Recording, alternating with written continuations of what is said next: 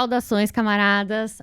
Eu sou a Marcília Brito, editora, fundadora da Ruptura Editorial, e estamos aqui hoje com mais um videocast Entre Linhas, o videocast da Ruptura em parceria com o canal Farol Brasil, o canal da esquerda radical que mais cresce no país e que faz um contraponto importantíssimo nesse momento à mídia hegemônica.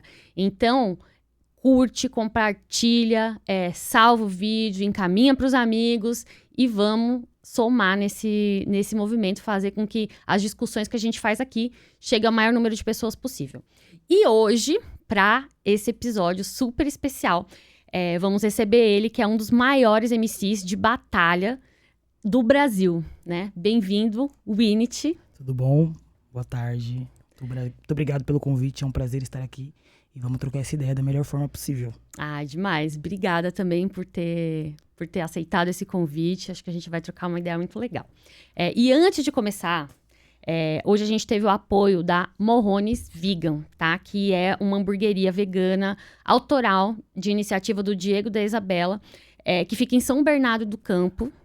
E eles também discutem, né, essa necessidade de uma mudança política da alimentação. Então, apoiaram aqui, fizeram um lanchinho super gostoso, uns hambúrgueres. Então, a gente tem que fortalecer aquela galera que caminha com a gente, que tá do mesmo lado da luta que a gente. E aí, vamos falar com o Winit, né? O Winit também conhecido como o Nego Rei. Sim. Um mestre da improvisação e reconhecido também pela força lírica, pela presença de palco, pelo carisma, né? Veio de Diadema, Sim. grande ABC. Se consolidou como um dos nomes mais influentes da cena freestyle nacional. Venceu 2 competições importantes, né? Que é o Red Bull Francamente, em 2018. Que foi o que te projetou também, né? Sim, Winit? podemos dizer que sim. Que deu aquele boom. E a maior liga também de freestyle do mundo, né? Freestyle Master Series, FMS, em 2023. Então, tem rimas afiadíssimas, né? Eu já vi várias batalhas, é incrível. Um estilo único. E também representa voz, atitude, inteligência. Tem uma trajetória aí que inspira uma geração. E também usa o rap, a música, a arte como resistência, né? Como militância, como resistência, como uma ferramenta de transformação social. Então, é um prazer. O prazer é todo meu, é necessário, porque acho que da onde eu venho, por ser Diadema, né? Diadema é um polo político, um polo industrial, antes de tudo, porque a região ali do Grande ABC, no começo da formação de São Paulo ali, foi onde se estabeleceram as maiores indústrias, e no caso, né, ainda mais para o ferroviário, indústrias de carro, como a Ford, muitas coisas vieram dali. E a Revolução dos Trabalhadores começa pelo ABC também, por conta disso. E o resquício que isso deixa para a população nova, que não teve tanto acesso à história, é que Diadema sempre foi uma cidade de luta. E como, politicamente falando, se perde o engajamento através dos tempos, os jovens acabam perdendo esse interesse, a cultura foi o viés de mudança que eu encontrei na minha cidade, principalmente por ser também, em Diadema, a primeira casa do hip-hop da América Latina. Então, Sério? Sim, o primeiro contato dos manifestantes, dos produzentes de hip-hop no Brasil, que tiveram com a Zulu Nation, que era com a principal, né, indústria, digamos assim, de organização do hip-hop, foi a partir de Diadema, ali no setor do ABC, e se inicia ali há 26, 27 anos atrás, a primeira casa do hip-hop, que é um contato direto com o viés de luta do hip-hop que vem dos Panteras Negras, que vem importado com as África Brasil e com a própria Zulu Nation. Então, para mim, crescer ali já foi metade do caminho para conseguir esses feitos, porque quando a gente fala sobre o hip-hop, que é uma cultura de ancestralidade, é uma cultura de, como é que eu posso dizer, de ensino, da periferia para a própria periferia, do povo para o povo, de ensino coletivo, a gente aprende que os elementos são mais do que apenas formas de manifestar a cultura, mas são formas de protestar e agir na sociedade que a gente vive mesmo. Então, eu acho que ser de Diadema foi o que me possibilitou realizar muita coisa. Nossa, que demais. Que orgulho, né? Eu tenho orgulho do meu ABC. Faço questão de falar que sou de Diadema, mesmo que ainda exista um estigma, porque Diadema, durante os anos de 1900, até 1996 ali, foi dada como a cidade mais perigosa do estado de São Paulo. Sério? Sim, e até hoje ainda tem esse estigma, Tem um da estigma, visão. né? As pessoas não gostam muito de, ir pra Diadema, pegar um Uber, falar que vai pra Diadema, as pessoas já ficam meio escaldadas. Só que, por incrível que pareça, através da cultura e educação, Diadema atualmente é uma das melhores cidades do ABC, das 5 cidades do ABC, para se viver e para se praticar arte e cultura. Olha. Pelo menos, na minha opinião. É isso, né? De a gente também mudar esse estigma de que só existe violência, só existe a escassez, a falta. Não, também tem muita cultura, também tem muita vida, também tem muita criatividade ali, né, nesses lugares. E é muito importante pra gente mudar o estigma, né? Sim. Que é colocado ali, a marginalização, como se diz. Mas antes, né, vamos voltar um pouquinho. Agora a gente já sabe que você é de Diadema, mas conta um pouco pra gente, né, de onde veio a sua família, você nasceu lá, passou a sua infância, como que foi a educação. Vamos entender um pouco a sua trajetória até chegar aqui. Eu nasci e cresci em Diadema. A minha avó é emancipadora da cidade, é uma das emancipadoras da cidade de Diadema, e eu sempre estive por ali. Eu não gostava de arte e cultura, nunca gostei. Eu venho de uma família de artistas. A minha avó sempre gostou de samba, sempre manifestou a arte dela.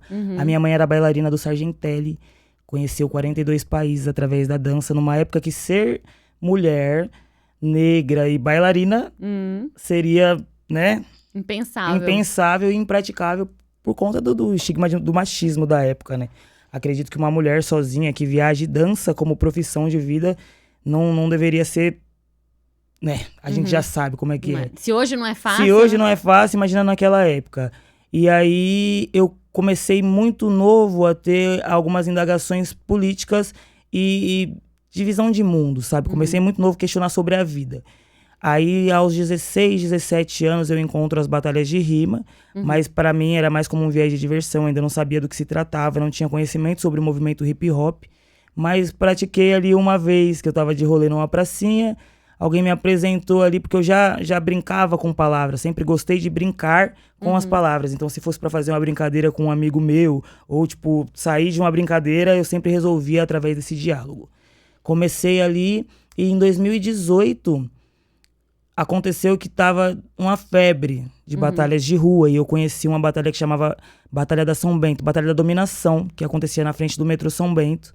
E ali eu comecei a colar frequentemente, fiz algumas rimas, o que fez com que eu chamasse a atenção de um grande mestre, que é o Kamal. O meu mestre, particularmente, que foi quem me nomeou, por exemplo, como Winnet, porque até então eu não tinha essa visão de mim mesmo. E aí eu fui pro Red Bull Francamente, onde eu ganhei dos 2 maiores campeões de batalha do Brasil, o recente campeão nacional, que é o César, e o Dudu, que é um dos melhores MCs que a gente tem no Brasil, desde que ele começou, o MC mais novo, a ter registros, assim. Ele começou com 13 anos, Caramba. E aí, a partir do Red Bull, francamente, eu entendi que batalhas de rima não eram apenas um movimento cultural que ocorria em algumas praças dos metrôs e das quebradas de São Paulo, mas sim uma forma de eu existir no mundo, sabe? Porque eu gostava de outras coisas, eu tinha uma visão de profissão que não era nada do que eu faço hoje. Eu queria ser cozinheiro, trabalhar com tecnologia em alimentos, gastronomia, porque eu tinha muita vergonha de falar em público. Eu comecei a falar muito velho, com uns 12 anos de idade, eu comecei a ter vontade de exprimir os meus sentimentos. E aí, através da batalha de rima, se abre um horizonte. Eu percebi que, além de um corpo social, eu era um corpo político, e que palavras têm o poder não só de salvar literalmente vidas, como salvou a minha, mas de transformar a vida de quem as escuta. E aí nasce o Winnet, porque nessa competição eu ainda chamava Todd MC. E aí o Kamal virou pra mim e perguntou por quê, né? Por que Todd? Eu falei, porque é um apelido que eu recebi quando eu era criança, quando eu era adolescente, eu tinha um piercing no nariz. E aí um amigo falou que eu parecia a vaquinha da embalagem da Todd. Por conta do piercing. Ela tem um adolescente. E aí ele falou, não, tudo bem, legal, mas qual é seu nome? E aí eu falei, meu nome é Winnie Noelle, de registro. Aí ele olhou pra minha cara e falou, mano, seu nome é Winnie Noelle? Eu falei, sim. Aí ele perguntou se eu sabia o que significava o Winnie, né? Da onde vem esse nome, por que eu tinha esse nome. E o meu nome é Winnie Noelle por conta de Winnie Mandela. Minha mãe era louca, fissurada na história. Genial. E me colocou esse nome. E aí eu não gostava desse nome mesmo antes. Não gostava, não tinha essa intenção de aprender sobre. E aí ele falou, nossa, mas seu nome é Winnie. É um nome que é difícil de a gente ver nas pessoas. Por que você deixa as pessoas te chamarem de Todd? Quantos Todds não tem na prateleira do mercado? E aí foi com essa frase que ele me convenceu. E ele falou, por que você não deixa seu vulgo como Winnet? Porque o Winnet seria o Winnie, só que com o T de Todd. Mas a significância de Winnet para a gramática da língua americana é vença isso, vença. E você tá fazendo isso, só o que eu te vi é fazer isso. E aí eu falei, não, tá bom, vou pensar. E aí nem pensei, adotei e mudei. Ali a partir de 2018, 2019 eu começo a usar o Winnet mesmo como pseudônimo e comecei a trilhar esse caminho nas batalhas de rima a nível nacional, que foi quando eu comecei a sair de São Paulo para poder praticar a arte do freestyle. Aí aconteceu tudo isso e hoje estamos aqui. Que demais. Não, então, muita honra, né? Ser nomeado por um poeta, você não tem nem o que discutir. 2 poetas, né? Primeiro minha mãe, que me deu o nome com a consciência do que significava. Já nasceu com nome artístico, né? Botou o nome ali pra ser artista, já. Mas pensei nisso só depois de muito tempo. Ela já sabia de tudo. Acho que sim, somos muito parecidos. Temos 2 dias de diferença. O meu Sério? aniversário da minha mãe. Olha Ela só. faz dia 16 de outubro e eu faço dia 14. O que a sua mãe faz? A minha mãe hoje, ela trabalha como cabeleireira, mas ela faz muita coisa. Né? Faz de Como tudo. todo mundo na quebrada se vira. Sim, assim como eu mesmo, porque a minha mãe, ela sempre gostou de artes, tudo que evocasse a beleza, né? Acho que é muito do signo também. Então, tudo que evocasse o artístico, a beleza, era uma coisa que ela estava sempre próxima, trazendo para perto do âmbito dela. Então, desde que eu me entendo por gente, eu já vi minha mãe trabalhando com dança, eu já vi minha mãe trabalhando com maquiagem, já vi minha mãe trabalhando com figurino, eu já vi minha mãe trabalhando com carnaval, eu já vi minha mãe trabalhando com diversas coisas ligadas à área dela. E isso me trouxe pra minha área mesmo, essa visão espectral de, tipo, sou bom em algo, tem uma coisa que eu sou muito bom, que no caso é rimas, né, a oralidade é o meu ramo, mas eu estaria me limitando se eu não me dispusesse a fazer outras coisas. Porque junto do meu trabalho tem várias coisas que conectam. Por exemplo, eu faço música, faço rap. Rap requer um videoclipe, que requer um roteiro, que requer um stylist, que requer uma curadoria, que requer uma direção de arte, uma atuação. E quem melhor do que eu para representar o meu próprio trabalho, né? Já que, tipo, pô, é meu trabalho, é algo tão íntimo, é algo que é tão meu e eu tenho que fazer de qualquer jeito, por que não me aprimorar nos pontos onde eu posso, até para saber delegar, até para saber construir uma narrativa que seja efetiva para quem vai assistir. Então, é muito do meu espelho e da minha inspiração como profissional. Nossa, demais. O famoso artista completo, né? A pessoa... Eu tento ser. Um dia me tornarei. Maravilha. E esse contato que você teve, né? Você falou que foi com Kamal, mas antes você vinha de uma tradição, assim, de ouvir rap, de ser formado pelo rap, porque a gente tem uma galera que fala, não, eu adquiri consciência racial, consciência social, consciência de classe através do rap. Então, o rap foi um formador ali na década de 90, né? Você vem de uma geração já um pouco mais jovem, mas que também tem o rap ali com um papel fundamental na sua vida. Então, como que foi esse contato? Então, o meu contato com o rap, ele foi muito subliminar, assim, subjetivo, digamos assim. Na minha infância e adolescência dentro de casa, a gente não ouvia rap, mas se ouvia muita MPB e se ouvia muita música americana. Minha mãe sempre gostou das grandes musas negras, né? Rita James, Whitney Houston, Aretha Franklin e por aí vai, Nina Simone. Então, tudo isso pra mim veio com essa base de, pô, presta atenção nessa letra, olha isso, olha como o negro faz isso, olha como o nosso povo faz isso. E eu sempre gostei muito de música popular brasileira. A minha infância foi Nova Brasil FM. Eu sempre ficava horas, eu dormia com o rádio assim do lado da cabeça.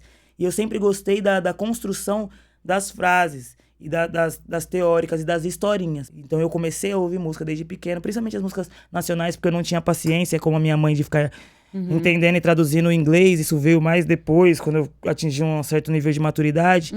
E aí eu me apegava nessas músicas e conheci uma música em particular que é uma releitura do Gabriel Pensador, da música Pais e Filhos, do Legião Urbana. Que ele pega a mesma base de Pais e Filhos, a mesma harmonia, e refaz a letra, e só que trocando ideias sobre o mundo como está. Em vez de falar sobre é preciso amar, ele fala: a terra tá soterrada de violência, de guerra, de sofrimento, de desespero. A gente tá vendo tudo, tá vendo a gente, tá vendo no nosso espelho, na nossa frente. E aquilo foi um choque, porque eu conhecia a música Pais e Filhos, e já amava a música Pais e Filhos. Só que aquele jeito de cantar despertou em mim uma parada de, nossa... Ficou mais foda. Ficou mais louco, tem mais informação, tem mais coisa sendo dita e eu preciso entender o que tá falando ali. E aí eu comecei a pesquisar um pouquinho sobre o que era o rap, porque a proximidade que eu tinha era de vez em quando eu tava passando na quebrada, ou quando meu pai tava sozinho lavando o carro, que ele botava aquele som mais pesado, uma coisa mais, né, agressiva, mas eu não tinha essa vivência. Quando eu cheguei na adolescência e conheci de fato as batalhas de rima, eu fui entender o que era rap e o que era música popular brasileira. Porque até então eu ouvia raps que eram releituras de músicas populares brasileiras. Que era só como se fosse um samba, ou como se fosse um Legião Urbana, um folk, um indie, só que com letra. E aí, a partir disso, eu falei, não, peraí, hip hop, tá. E aí eu conheci o Tupac. Aí acabou. Aí daí pra frente... Eu acho muito interessante você trazer isso, assim, né, porque o rap tem uma capacidade, né, de ser uma linguagem do nosso tempo, então de conversar com o jovem, de conversar com a juventude, de atingir o ponto ali de que talvez uma música com uma letra um pouco mais subjetiva demore para chegar, né? Exato. Porque o rap, ele é explícito, ele é escancarado, claro, ele está dizendo tudo, né? Ele, obviamente que tem construções líricas belíssimas, mas normalmente ele tem ali um escancaramento mesmo disso, né? Da revolta, do sentimento, independente do que ele esteja falando. Mas junto com isso, que é pura poesia e muita potência, ele também tem a capacidade de resgatar aquilo que é o passado, né? Então, você vê, quando começam, né, esses grandes rappers, mesmo nos Estados Unidos, eles vão atrás de quem? Eles vão atrás de Marvin Gaye, eles vão atrás de... Fela Kuti, Tina Turner e não sei o quê. Então, eles começam a resgatar essas bases, resgatar a base da década de 70... resgatar coisas na própria cultura que talvez os jovens não escutassem. E aí um exemplo, assim, muito bobo que me veio à mente agora, mas que faz, né, que é super recente, foi o que o próprio Emicida fez no Amarelo, resgatando Belchior. Tinha uma galera mais jovem que nunca tinha ouvido falar de Belchior. Sim. E aí, um sample, né, tem o poder ali de pegar e reavivar a história, um período histórico de um país. Tem um colega meu que lançou agora o EP dele, e ele é um MC muito famoso entre os jovens. E ele podia só optar por fazer traps e drills e o que quer que fosse. Nesse novo projeto dele, ele resgatou uma música do Oswaldo Montenegro como sample, Bandolins. Tipo, eu, dentro do meu espectro profissional, eu sou o mais estranho, porque eu sou jovem, mas eu sou velho, porque o meu teor de consumo, eu gosto de consumir coisas antigas, então eu gosto de todas essas músicas que já não se circula mais entre a minha faixa etária de idade. Então, quando eu ouvi aquilo, eu fiquei em choque, eu falei, nossa, mano, que da hora, porque o moleque tem acho que 21, 22 anos, ele é 2 anos mais novo que eu, 3 anos mais novo que eu, e ele foi lá e fez o sample de Oswaldo Montenegro. E isso, pra mim, é uma parada que, tipo assim, mostra como a gente tem o poder de fazer o mundo girar de acordo com o que a gente deseja. Entendeu? O tempo, ele vira uma questão que não existe pra nós. Porque se Oswaldo Montenegro é da época dos meus pais, agora ele vai ser da época dos meus filhos. Porque um moleque mais ou menos da minha idade tá lá já lançando uma música com esse mesmo sample que meu irmão de 19, o meu sobrinho de 15 ouve e ama. E ele nem pode nem reconhecer de onde vem, mas com certeza a partir daquilo ele procura saber. Então a gente consegue reavivar a história no período que a gente quer através da narrativa. Até porque a música, o rap é a palavra, né? Mas o rap é ritmo e poesia. Então a poesia, ela é uma coisa que chama a atenção mesmo. Só que essa parte do ritmo é como se fosse a porta de entrada mesmo pra mente. Porque o rap, ele se divide em muitos subgêneros, muitas rítmicas, e cada um tem sua preferência rítmica. E assim a gente consegue fazer com que entre mais fácil em lugares onde não entraria. Porque, por exemplo, quando a gente fala sobre o Brasil, né? O funk é a música mais escutada do Brasil. Só que tem funks que as pessoas só escutam pela batida. Elas não escutam pelas palavras. Porque você vê 1000 versões. Tem uma versão censurada, tem uma versão explícita, aí tem uma versão infantil, tem uma versão em forró, tem uma versão, sabe? E elas escutam mais pela batida do que pelo que tá sendo dito. Então, a rítmica tem o poder de transportar o que a gente quer transmitir para aquelas pessoas. Porque se eu tô num lugar como a periferia e eu sei que eles não vão escutar Baryshnikov, não vai escutar, ninguém vai escutar Bali, ninguém vai escutar Moonlight Sonata. Mas as pessoas escutam funk. Se eu quiser colocar uma mensagem e fazer com que elas escutem, eu só preciso adaptar a rítmica que eu tô usando para falar com elas. Então o rap dá essa facilidade. Por exemplo, na época dos anos 90, o boom bap imperava. O boom bap reinou até 2010. A partir de 2010, vem mais subgêneros como o trap, como, por exemplo, o drum bass, que começou a circular muito dentro do rap, também tem muita influência da música eletrônica. Então começa a chegar um público diferente. Um público que geralmente não curtia o rap por conta da batida pausada Pesada, né? E das palavras pesadas. Só que agora as palavras seguem pesadas e a batida tá mais leve. Então isso chama as pessoas para ouvirem novamente. E aí vem os grupos do Rio de Janeiro, por exemplo, como Oriente, como o próprio Gabriel Pensador, que tem uma ascensão muito grande ali nos anos 2000, por conta disso, por optar por batidas mais leves, mais ligadas à MPB, só que com a didática nas palavras. O rapa. O rap é rap, só que as pessoas veem como um rock, ou como um indie, como alguma coisa do tipo, por conta da melódica, do violão tocando ali, que dá essa sensação de conforto. Então, é uma musicalidade que transmite, que consegue realmente não transmitir, mas consegue exprimir da sociedade o que ela quer tirar. Então, se você for ver, a gente trabalha muito com as músicas para manipular a emoção mesmo das pessoas. Hoje a gente aprendeu que as pessoas gostam de melodias pra cima, porque elas não querem pensar, mas elas querem anestesia social. Então a gente utiliza dessas métricas para poder fazer as bases. Compasso ternário. Batidinha de 3. Porque a pessoa se mantém naquele ritmo. E ela não precisa, às vezes, escutar de primeira instância o que você está dizendo, mas ela precisa querer escutar. Querer escutar de novo. Exato, de novo, exatamente. E aí, nessa de querer escutar de novo, aí sim vai entrando, Aí né? você A letra, fideliza as pessoas. gerando a reflexão. E fideliza as pessoas. Porque hoje, por exemplo, a Batalha de Rima fidelizou pessoas por conta disso. Por conta da forma de conversar. Você coloca várias batidas da hora ali, ninguém no começo não tá nem aí. Você vê as primeiras batalhas de rima que tem no YouTube, é ruim.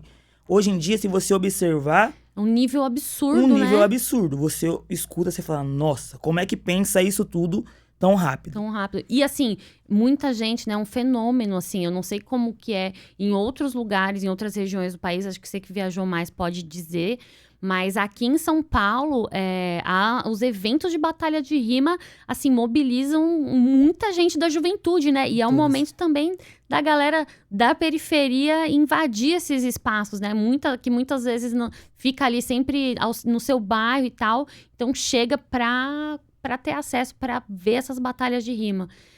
Acho que você pode falar um pouco sobre isso. E tem uma coisa sutil na batalha de rima, que é uma batalha, né? Você tira a batalha ali daquele campo da violência física e leva a batalha para o campo das ideias, né? Então, você está fazendo ali com que uma juventude deixe de utilizar a violência física como o meio da discussão e utilize o verbo, utilize a fala. E isso faz com que as pessoas aprendam a pensar. Porque você tem que não só pensar, ter o raciocínio rápido, ter um raciocínio crítico.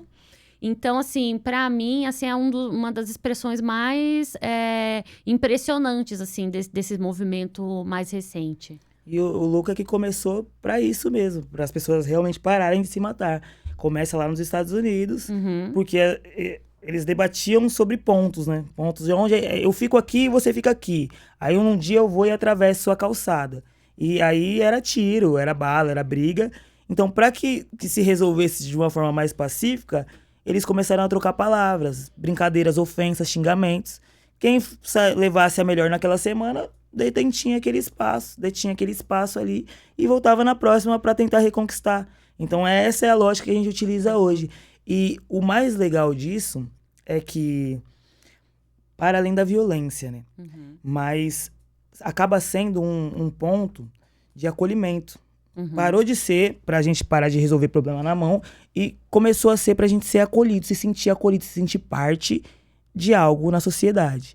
Então hoje a batalha de rima, mais do que a gente utiliza ela mais do que como uma forma de se expressar, mas de achar a própria tribo. Porque hoje você tem MCs de diversos espectros. Então você tem o MC que ele rima mais calmo. Você que é um cara mais tranquilo, você vai gostar daquele cara. Você tem o outro que faz o speed flow. Você que já gosta de uma coisa mais acelerada, você vai gostar daquele cara. Uhum. Então você acaba achando a sua trupe, seu grupo ali, o seu lugar, sabe, social. E isso se estende pro Brasil inteiro mesmo. Não tem um lugar que eu tenha ido no Brasil onde eu já fui na maior parte do Brasil, falta só os estados do norte para eu zerar o mapa nacional. Sério? E até no norte tem batalha de rima. Então, é um fenômeno que é um fenômeno se espalhou mesmo por Brasil inteiro. Pelo Brasil inteiro e pelo mundo, né? Porque o Brasil ainda começou a profissionalizar as batalhas de rima tarde. A América Latina tem 2 ligas que conectam do México, da Argentina até a Espanha. Sério? Sério. Como que Sério. funciona isso? E como que funciona? A Red Bull, por exemplo, a Red Bull de Los Gallos, que é a versão internacional da Red Bull, francamente, que ocorre aqui. Ela é uma batalha que já ocorre há pelo menos uns 5, mais que isso. Eu não sei datar, certamente. Mas é uma batalha que já ocorre há muito tempo. E como os países da América Latina e a Espanha são países de língua similar. Então tem do castelhano até o porto-riquenho, até o mexicano. São línguas que se complementam. Cada uma determina seu representante anual. E aí cada país manda seu representante numa competição, que é uma competição de 5 rounds, onde existem diversos formatos de rima. Já há muito tempo isso. Os MCs lá são os nossos artistas de música aqui. Então, se você pega o maior campeão das ligas, é o Assassino. Ele é campeão da Red Bull, ele é campeão da FMS, e ele é um cara com mais de 1 milhão de seguidores. Ele já vende música, vende pop funk, vende camisa, é uma profissão lá fora desde muito tempo. Então, agora o Brasil está olhando para a batalha de rima como um viés profissional, por conta das competições internacionais que chegaram até aqui, e porque alguns países da língua lusofona começaram a consumir o nosso conteúdo. Então, Angola e Portugal consomem batalha de rima do Brasil. Então, a gente precisou se aprimorar para que não perdesse público e espaço digital. E o nosso idioma é muito mais completo e complexo do que qualquer outro. Então a gente, como lá fora também, tem as diferenças linguísticas. Então o cara que tá falando da Espanha, ele não vai ter as mesmas gírias do cara do México, que não vai ter as mesmas gírias do cara de Bogotá, que não vai ter as mesmas gírias do Uruguai. Sim. E aqui no Brasil a gente enfrenta a mesma linguística. Só que lá já existe um avanço tão grande a ponto de existirem batalhas com tradução simultânea. Caramba. Exato. É há muito tempo que a batalha de rima, que a oralidade é uma pauta e um mercado. Só que o Brasil começou a desmarginalizar há uns 4 anos atrás. Uma vez eu assisti um documentário, que eu tenho, o meu tio já é falecido, ele fazia batalha de repente. Minha família é de Pernambuco, né, do Nordeste, e o meu tio se chama João Paraibano, né? Se chamava João Paraibano. E ele foi um dos maiores repentistas ali. Viveu a vida inteira em Pernambuco, né? Nasceu na Paraíba, viveu em Pernambuco.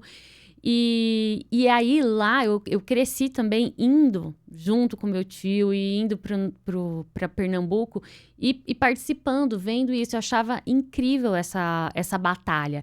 E aí um dia, eu acho que foi um documentário feito pela Secretaria de Cultura lá de Pernambuco mesmo, que vai fazer essa conexão, né, falando, resgatando a oralidade como essa ferramenta de comunicação. E aí, se você vai nessas batalhas de repente, você vê que eles vão falar da realidade do sertanejo, eles vão falar do sofrimento, falam da seca, falam de política, falam dos problemas que eles estão passando ali, falam da beleza também do sertão. Então, assim, é uma comunicação que consegue tratar de todos os temas por meio da arte. E aí, a partir do repente, eles vão falar também da embolada, até chegar, né, na atualização, que é o rap. Então, por mais que o rap venha lá dos Estados Unidos, a gente tem aqui uma cultura de tradição oral também que também já pensava nesse formato, né? Do improviso, da batalha, da crítica social, assim. E aí é muito legal a gente ver agora essa conexão de gerações, né? As gerações se conectando, assim, por meio da arte. Demais. Tem um MC pernambucano que ele chama Vinícius ZN. Ele me contou uma história que eu não sei as informações ao certo, mas que em Pernambuco ocorreu uma batalha, uma das primeiras batalhas datadas de rima, né, de repente, no caso, que durou 7 dias, onde eles ficavam lá trocando ideia, os caras ficou brigando uma cota lá no pandeiro, na ideia, assim, e isso não é ensinado muitas vezes. Só quem está no acesso dessa parada é que tem esse vislumbre. Por exemplo, a gente só foi conhecer o repente aqui em São Paulo, que disse, né, a capital da inovação, depois de Caju e Castanha. Sendo que é uma cultura sertaneja, de lá de trás, de uma coisa que a gente deveria ter como base nos estudos sobre hip hop atuais. Porque quando a gente fala sobre o estudo nacional do hip hop, agora tá tendo uma exposição dos 50 anos do hip hop no Brasil, né? E aí se traz um acervo gigante de coisas de lá de fora e muitas coisas daqui de dentro, mas em nenhum momento se trata sobre a história e a herança que o norte e nordeste do país deixa para o hip hop da São Bento. Que é o que todo mundo fala. Quando se fala em hip hop no Brasil, é sempre a São Bento, Ladeira Porto Geral, onde chegavam as fitas, os discos. Ninguém fala sobre o Rapadura, que é um dos rappers nortistas mais influentes no mundo. O cara faz show lá fora, troca ideia e trouxe a cultura do repente pra dentro da cultura do improviso. As músicas de rap mainstream dele são emboladas. Dom L, que é um líder político dentro da música, um dos primeiros a falar na forma do repente também sobre a visão do como a política junta na arte diretamente pro povo. Falando em termos mesmo de política, comunismo e direita, esquerda, latifundiários, falando sobre isso nas letras e trazendo a vivência do Nordeste. Então eu acho que o Brasil ele ainda sofre muito desse apagamento cultural, da própria cultura, sabe? Porque a gente tem muito mais sede de representar algo que já existe estabelecido do que se autorrepresentar. Então eu fico louco com as pluralidades da cultura hip hop no Brasil, porque se você for no Rio de Janeiro, se você for em Brasília, se você for no Maranhão, se você for em Camaçari, na Bahia, as pessoas entendem e têm o discernimento que o hip hop é, para o Brasil, a nova revolução social do povo. Porque é só através do hip hop que a gente teve a ascensão de pessoas que vinham realmente de um espectro de marginalidade para trend topics e altas e mercado internacional. A gente tem rappers como, por exemplo, o Djonga, que veio do interior de Belo Horizonte. A gente tem o próprio Dom L, que é lá do Ceará. A gente tem o Rapadura. A gente tem o Japa, Viela 17, que é lá do Maranhão, se muda para o DF e leva essa oralidade como símbolos políticos. Porque o Racionais é o nosso ponto, né? Para nós que é paulista, não falar de Racionais e rap é impossível. Mas a gente precisa entender que antes, para existir um Racionais, teve que existir um GOG. E o GOG veio da onde? Norte e Nordeste do país. Um baiano com a sede de viver da oralidade, encontra no hip hop da São Bento uma janela de exposição, porque realmente é diferente. Hoje tem, dentro das batalhas de rima, tem a trupe dos Foras do Eixo. Os Foras do Eixo são os MCs que não são do eixo centro-oeste, que fazem parte dos estados lá de cima. E só a partir desta junção dos Foras do Eixo, que muitos deles, mesmo já tendo ido para competições que São Paulo nunca ganhou, mesmo já tendo representantes com menos de 14 anos em competições que a gente só foi ganhar em 2022. Eles nunca tiveram a visibilidade. de mercado que a gente, sendo daqui, tem. Então é um ponto que tem que ser muito debatido. Quando a gente fala de rap, se a gente não saudar a herança nortista e nordestina do Brasil, a gente realmente está falhando em algum ponto. Nossa, demais. Obrigada por essa aula sobre o rap. Troca de ideia. Demais. E aí, agora que você tocou nesse ponto, principalmente, né, de trazer ali posicionamento, de trazer crítica... A crítica social, ela é sempre trazida, né? Acho que o rap, ele surge como esse movimento também, como essa força de falar da realidade e, consequentemente, trazer a crítica social. Agora, quando a gente fala de posicionamento político, a gente entra num ponto espinhoso, né? Tanto pelo posicionamento de diversas figuras públicas, né? De dificuldade dessas figuras públicas se posicionar politicamente, quanto das pessoas que ouvem, né? Então, a gente vê, sei lá, gente aí de direita ouvindo rap, e aí quando o rapper se posiciona politicamente, fala, né? Por que você tá falando isso, querido? Você não entendeu nada do que eu falei. Então, como que você vê esse trânsito mesmo, né, do posicionamento, da arte e da política, assim, no rap brasileiro? Eu acho que o rap brasileiro, ele cinzentou de assumir um lado muito tempo. Então as pessoas acabaram confundindo os valores, entendeu? Porque o rap é a música, mas o hip hop, ele provém de uma visão de povo, de junção e de compartilhamento de ideias e de direitos e de luta que as pessoas esqueceram. Porque o hip hop, ele começa como uma junção dos imigrantes, né? Jamaicanos, africanos, que estavam ali nos Estados Unidos começando a vida e não tinham como se divertir. Então junta lá com o Herc para fazer uma festa, chama alguns amigos e cada um traz um disco, uma musicalidade, uma parada, só que, pô, não é proibido, né? Você fazer festas lá externas, então você só pode fazer tudo dentro de casa. Como a festa fica grande, ocorre uma repressão. E aí, pô, por que todo mundo pode se juntar e a gente não pode? E aí começa a indagação de, mano, a gente, além de se ter um espaço para curtir, se divertir, precisamos nos inteirar de quais são nossos direitos e deveres para com a comunidade. A partir disso, nasce essa vontade de, então tá bom, a gente precisa cuidar primeiro da nossa comunidade, fazer o que deve ser feito para que a gente possa exigir o direito a fazer o que queremos fazer. Então, o hip hop é isso. Só que as pessoas confundem hip hop e rap. Então, os rappers...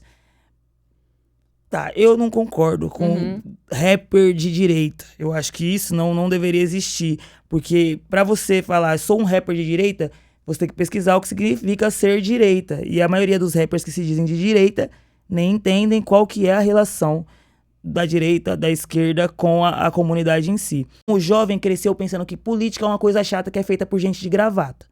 Quando, na verdade, o hip-hop ensinou que política é uma coisa essencial, que é feita por pessoas reais que vivem na sociedade. Sim. Então, a partir do momento que a gente tem essa distinção, a gente tem espaço para que pessoas que não sabem o que é política opinem no que pode ser ou não dito. E aí, quando a gente tem essa divisão social, pessoas que falam ativamente sobre... não tá legal na periferia, tá matando gente. Ou então, eu sou preto e tá acontecendo isso comigo. Ou então, eu sou mulher e não tá legal a situação pra mim. Isso se torna um assunto maçante para as pessoas porque elas não querem ouvir. Elas sabem que isso tá acontecendo, mas por elas não quererem ouvir, querer se fecharem numa bolha social que só existe a partir da ideia que elas criaram de movimento, elas acabam se sentindo confortáveis para dar opiniões sem base nenhuma. Então é comum você ver, por exemplo, nos vídeos das músicas do Dom L. Dom L tem um álbum que chama Comunista Rico. E aí as pessoas não entendem a brincadeira e a parábola e a ideia do álbum, que não é sobre ser comunista e rico. Porque elas nem entendem o sentido da palavra. O que é riqueza? A riqueza é só o bem material? Não é. O que é o comunismo? O comunismo é só uma bandeira vermelha? Não é. Então, os simbolismos tomaram conta da realidade por trás deles, entendeu? É tipo como quando a gente coloca o punho cerrado. Não adianta cerrar o punho em qualquer situação, cara. Tem coisas que vão exigir um braço aberto, não um punho cerrado. Então é sobre esses atos. Como o rap trabalha muito com simbologia, com visão, com estética, as pessoas acabaram parando de questionar. Então é por isso que existe tanto rapper de direita, tantas pessoas que não entendem o que o rap é. Porque o rap, ele é uma escola. Ele não é uma faculdade, ele não é um mestrado, um doutorado. Ele é um ensino fundamental de como lidar com os problemas primitivos da sociedade. Mas é aquele movimento que você comentou, que em Diadema mesmo, né?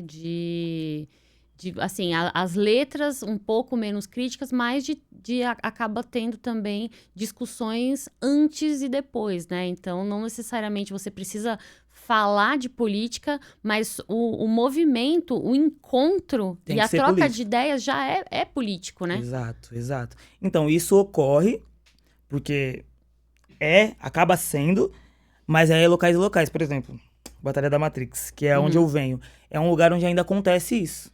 Porque lá a gente vem do ABC, né, que é região dos trabalhadores, ali no Piraporinha, sede da Rádio Libertadora, então a gente carrega todo esse viés político. Sim. E sofremos uma opressão direta do governo.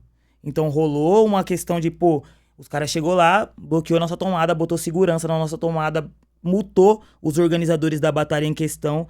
Alegando o quê? Alegando desordem, atrapalhar a ordem do silêncio, lei do silêncio. O governo de São Paulo? O governo de São Bernardo do Campo. A Prefeitura de São Bernardo do Campo. Uhum. E juntamente com o governo do estado de São Paulo conseguiram um contingente de guardas municipais para ficar ali na praça coordenando tomada e para poder impedir a nossa atividade. Multando os apresentadores, organizadores, multas, mano, passou de 50 mil de multa.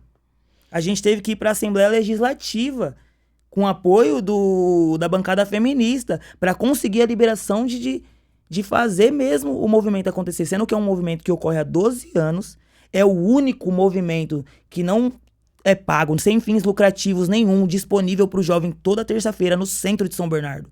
Porque até a casa de hip hop de São Bernardo eles fecharam.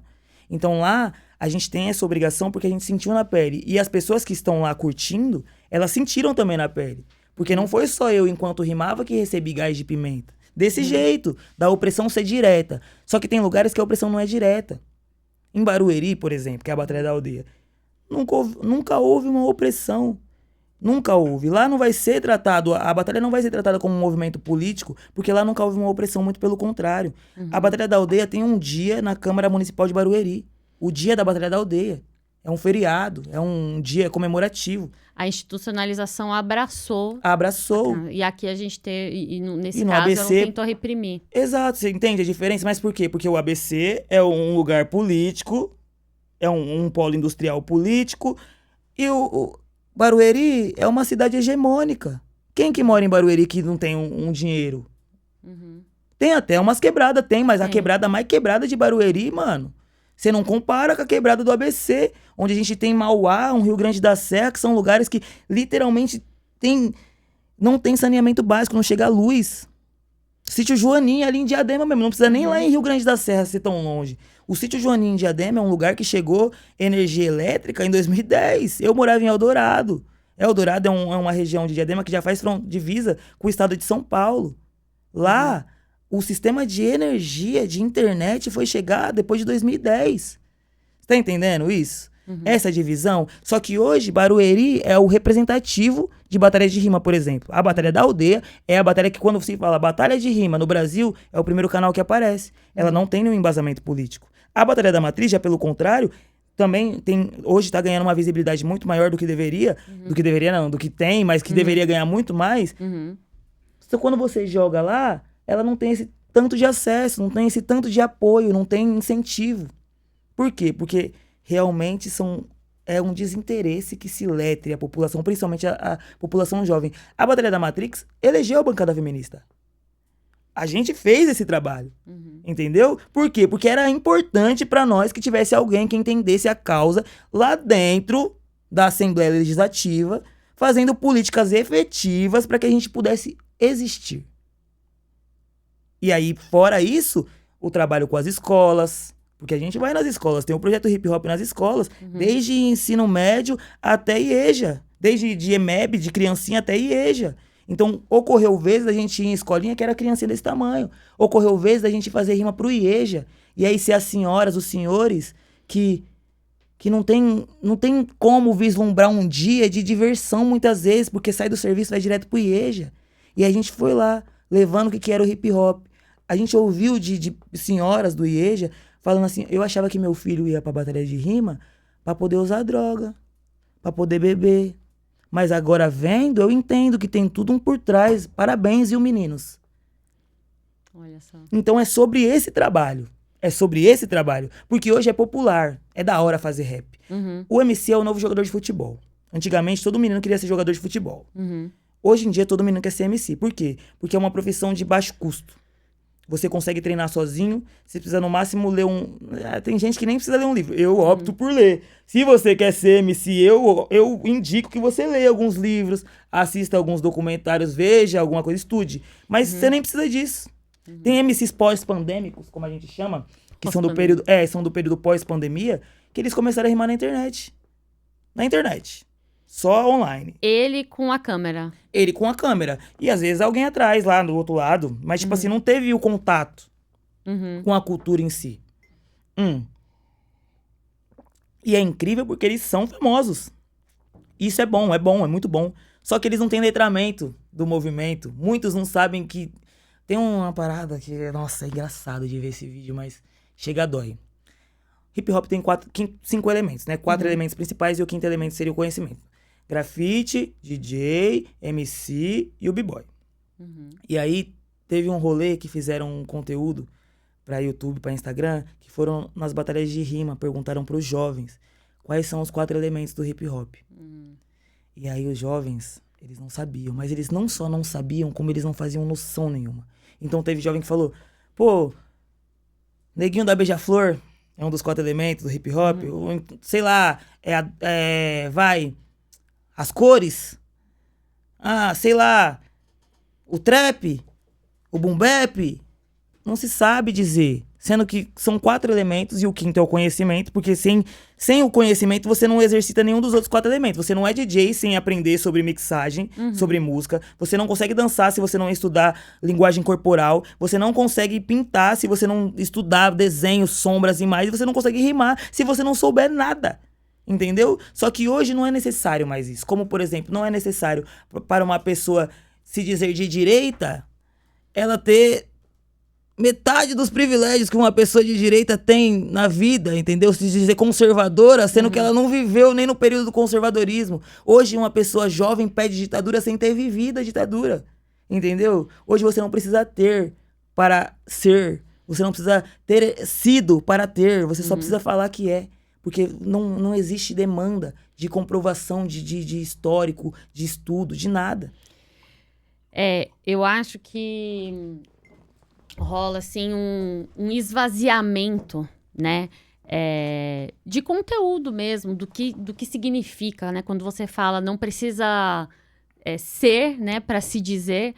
Eu acho que vem muito de um processo que a gente tem do capitalismo, do neoliberalismo, de simplesmente esvaziar as pautas, né? Então, como que o capitalismo faz, né? Como que o neoliberalismo principalmente faz? Então, tem uma tendência a pegar aquilo com potencial de transformação, com potencial de questionamento, com potencial revolucionário, e esvaziar esse pensamento. E aí a gente vê isso com diversos movimentos, com o movimento social, com o movimento cultural. Então, o neoliberalismo, ele absorve, né? Em vez de combater, de bater de frente, é lógico que ele vai ter ali também as suas batalhas de frente, né? A criminalização, essas batidas policiais, a chacina em baile, na periferia.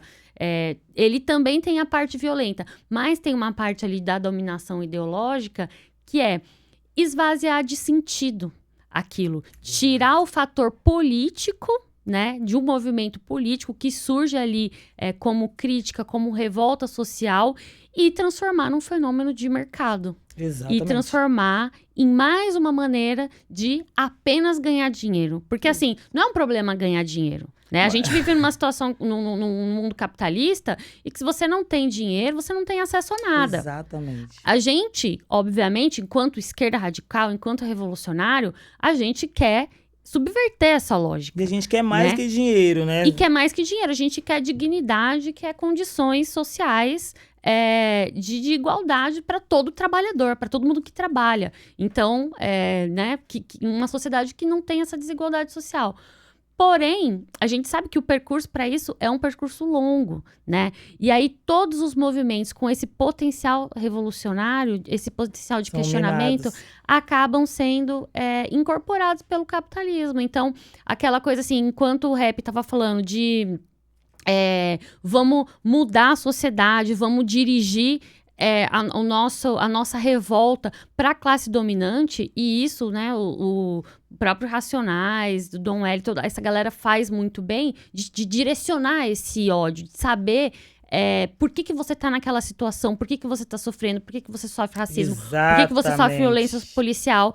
E aí chega um momento que você esvazia todo esse conteúdo político e aí fala, tá, então agora ficou famoso, ganhou dinheiro, então agora você só tá ostentando. Você tá ostentando o seu carro de 1 milhão, você fica ali só na ostentação. Exatamente. E aí você prega a ascensão individual, né, do artista e não a ascensão coletiva. O cara deixa de olhar só pra quebrada, né? Exato, mas o pior, o Galo de Luta tava falando sobre isso no Podpah.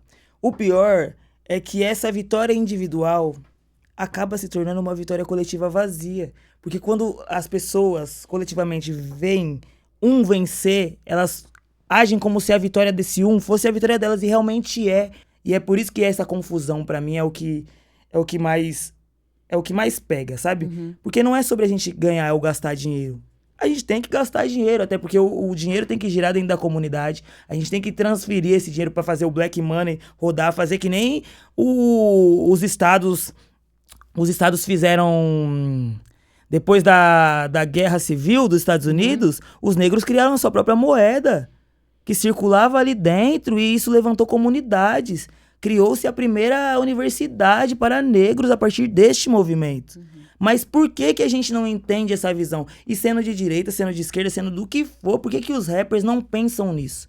Por conta dessa anestesia, essa doutrinação mental de que o capitalismo é você ter bens de consumo e não você ter bens de provento. Bens de consumo, cara. Compra um carro, umas correntes de ouro, irmão. Entendeu? Você é doido? Você vai comprar uma casa? Aluga a mansão. Aluga pra gravar os clipes. Aluga a mansão do cara. Continua pagando pra ele o ano inteiro. A maioria dos rappers que ganham dinheiro no Rio de Janeiro, por exemplo, comprou terrenos em Nova Iguaçu. Nova Iguaçu ainda presta imposto à coroa portuguesa. Então por que a gente não tá comprando terreno? Por que a gente não tá ocupando terra, de fato? Se a gente for ver aqui em São Paulo, a ladeira Porto Geral ali, da 25, e onde era São Bento, era um polo do hip hop. Hoje tem pessoas que ganharam muito dinheiro ali com a história do hip hop, tem galerias e galerias. O prédio continua sendo um prédio do mesmo dono que era quando era proibido o Nelson Triunfo ir lá fazer um moinho de vento. Sendo que os caras já ganhou dinheiro, já fez carreira, já tá viajando, já tá vivendo. Ninguém nunca pensa em resgatar esses pontos. É que nem o bairro da Liberdade. Todo mundo fala, não, porque São Paulo é zica, São Paulo é história negra de São Paulo é zica. Ninguém ocupa o bairro da Liberdade. Deixaram o bairro da Liberdade se tornar um bairro completamente nipônico, sendo que o bairro da Liberdade só se chama Liberdade por conta dos negros. O bairro da Liberdade era um bairro negro. Uhum. Você não sabe essa história? Eu sei, eu fiquei sabendo recentemente que teve a história da Capela, que deu até uma briga, porque queriam, pelo menos ali naquela região, tirar algumas lanternas, Sim. né? Pra poder Dar visão dar pra visão capela. pra capela. E aí, ali, é uma capela que eu sei que tem a ver com a história negra. Mas eu não sabia que o bairro em si. Conta pra gente. Uma vez eu fui dar uma entrevista pro aniversário de São Paulo, no Teatro Sérgio Cardoso. E foi engraçado porque as pessoas que estavam fazendo essa entrevista, elas não sabiam desse fato. E é uma entrevista sobre a história de São Paulo. A gente tava falando sobre antes, quando São Paulo chamava Pauliceia, e nananana. E, mano, eu fiquei puto porque eu tenho 25, mano. Eu fiz 25 esse ano. Essa entrevista foi há 3 anos atrás. Eu tinha 22 na época. E todas as pessoas que estavam ali, elas eram bem mais antigas do que eu. Não digo velho, porque eu acho que velhos são coisas. Mas eu fui trocar essa ideia com a amiga e ela não entendeu o que eu tava querendo dizer. O bairro da Liberdade era o bairro onde os negros alforriados começaram a construir os primeiros aquilombamentos paulistas. Tanto quando a gente sai da Liberdade ali pela saída do Santander, a principal, que você dá de cara com o banco, tem uma estátua de uma mulher negra, em cobre, que passa desapercebida ali. Se você não tá observando mesmo, você passa desapercebido. Que é uma das únicas figuras históricas que ainda deixaram o registro. Porque depois, quando teve a parada da imigração, né? Quando São Paulo estava precisando de força de trabalho, e aí foi meio que dando cada lugar para cada imigrante. Os italianos ficaram ali no Bexiga, a região do centro ficou mais com o pessoal árabe ali. O bairro da Liberdade foi tirado dos negros e dado para a população nipônica. Só que tudo bem, mano. A gente pode dividir o espaço. A gente só não pode apagar a história. As ruas da Liberdade ainda são feitas de coração de negro. Coração de negro é aquela pedra do tempo da coroa, do Império, que é aqueles pedregulhão que muitas ruas da Bahia ainda tem. Entendeu? Então, se você andar ali, ó, quando você sai, você passa ali pelo calçadão e vai entrando em algumas ruas, muitas das ruas ainda tem coração de negro, que foram pedras colocadas pelos escravos para que a coroa conseguisse passar com a carruagem, porque não passava. Então foi o primeiro assentamento de solo mesmo, assim, o primeiro asfalto que rolou em São Paulo. Foram os corações de negro. Em BH é muito popular, no Rio de Janeiro tem alguns lugares que tem, e na Bahia tem muitos lugares que tem, principalmente ali perto do centro histórico. Se você desce o Pelourinho, você olha o chão, você vê que aquilo ali não é paralelepípedo. São pedras em formatos redondos, meio ovais, assim, que se chamam corações de negro. A Liberdade era um bairro historicamente negro. Tem uma novela que foi feita há muito tempo atrás, que eu acho que o nome da novela é Liberdade, se eu não me engano, que fala sobre a história da formação do samba de São Paulo, porque o samba de São Paulo foi feito por escravizados também.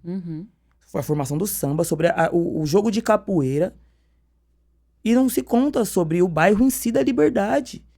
Não se fala sobre isso. Hoje você chega lá, você não tem um resquício. Se não for essa estátua que daqui a pouco vão tirar de lá, você não sabe disso. Por que que chama Liberdade? Liberdade. Olha o nome.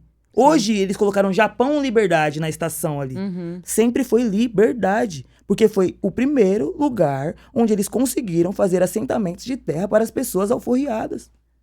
Olha só. Ou seja, é mais uma expressão do completo apagamento mesmo da história negra do Brasil, Poxa, né? isso é muito louco. E aí não só do apagamento da história negra, mas da história indígena também, mano. Sim. O pessoal não sabe o que é Itaquera, não sabe o que é Ibirapuera, não sabe o que é Angabaú. Aqui a gente fala, né, que São Paulo é terra indígena inclusive Guarani, né?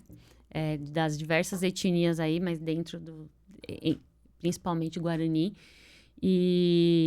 E aí, esse apagamento é uma estratégia justamente para as pessoas acharem que a gente o não tem mundo nada. sempre foi assim, é sempre assim, não tem como mudar.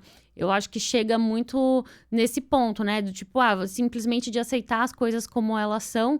E aí, acho que esse trabalho, né, de educação, né, que é um trabalho inicial, de uma educação que não seja uma educação conservadora, que não seja uma educação hegemônica, porque a educação em si, eu sempre falo isso aqui, ela não liberta. A educação só liberta, aí a gente volta lá em Paulo Freire, se ela for uma educação libertadora. Sim. Então, ela só liberta se ela tratar desses temas que foram apagados historicamente, né? Com certeza, com certeza. Tem uma música de um cara chamado Thiago Elninho, que ele fala, a escola me ensinou a escolher caminhos dentro de um quadradinho que ela mesma me prendeu.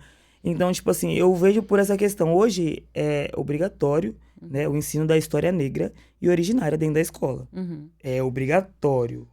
Só que não existe. Eu terminei o meu ensino médio sem ter estudo da história negra e nem da história indígena originária no Brasil. Queria falar com você mais sobre essa coisa da comunicação, né? Disso que a gente está tentando fazer aqui, que o rap consegue fazer muito bem, de se comunicar, como você diz, com a massa, de se comunicar, de voltar para a base. O que você acha hoje de como que está sendo feito isso nas redes sociais? Você estava comentando agora um pouco antes da gente entrar sobre o debate, que você acha importante, né, ter esse tipo de debate. Como que você pensa que a gente deve voltar a se comunicar com essa massa e para poder também não deixar tudo isso, toda essa ferramenta na mão da direita, né? Sim. Qual que seria essa estratégia? Utilizar dos meios de comunicação de forma informal para espalhar as informações verdadeiras, para poder espalhar histórias interessantes, porque assim, o jovem, eu acredito, hoje em dia ele tá mais interessado. Ele quer estar engajado na rodinha de amigos. Então tudo que vem para ele de uma forma natural, orgânica, de uma forma leve, sem muita imposição, mas até com uma certa sátira sobre a ignorância do alheio, da ignorância por opção, o jovem costuma acolher muito. Então eu acredito que é a gente deixando muitos desses nossos estigmas de lado. Por exemplo, eu não vou ficar gastando saliva para debater com esse cara aqui, porque vamos gastar uma saliva, não custa nada, vamos trocar uma ideia. E também não vamos utilizar os ataques deles para nos colocar nessa posição de, ai meu Deus, olha o que eles estão fazendo com a gente, porque é o que eles gostam de fazer, mano. Eu analiso pela questão de marketing, mano. Nas eleições onde a direita conseguiu se consolidar no Brasil depois de quase 15 anos, de novo, porque o Brasil sempre foi direita e ninguém se liga nisso, porque ninguém nem se liga que a gente era de direita até outro dia, mano. Agora que conseguimos ter um respiro, eles estão querendo voltar. Só que a comunicação que foi feita foi uma comunicação que a gente elegeu os caras. A esquerda elegeu os caras. Por quê? A gente ficou como? Eles falaram de nós, vamos falar deles também, mano. Fez um vídeo colocando a cara do Lula lá, mano, como se fosse um monstro. Vamos fazer um igual com o Bolsonaro. Só que quem vota no Bolsonaro sabe que ele é um monstro. Não precisa da gente fazer essa propaganda. Então, perder talvez mais tempo dando voz pra Jones, entendeu? Dando voz pra Chavosos da USP, dando voz pra Galo de Luta.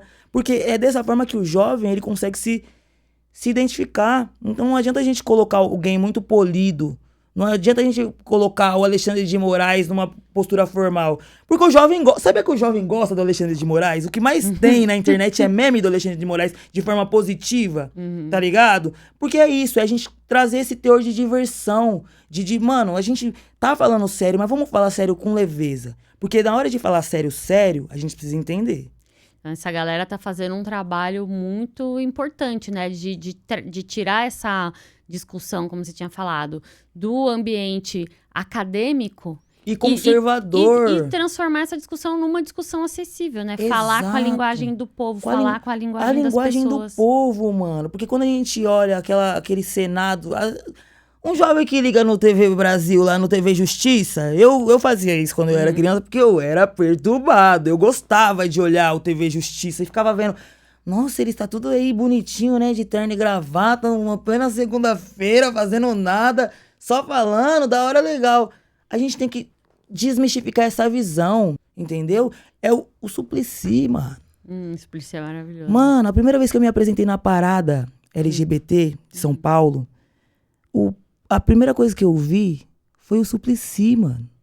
Ele tava lá, e ele chegou, trocou uma ideia com a organização, tá tudo certo, tá tudo bonitinho, a GCM tá apoiando, a polícia tá apoiando, chegou nos artistas, tudo bom, tudo bom, tudo bom, é isso.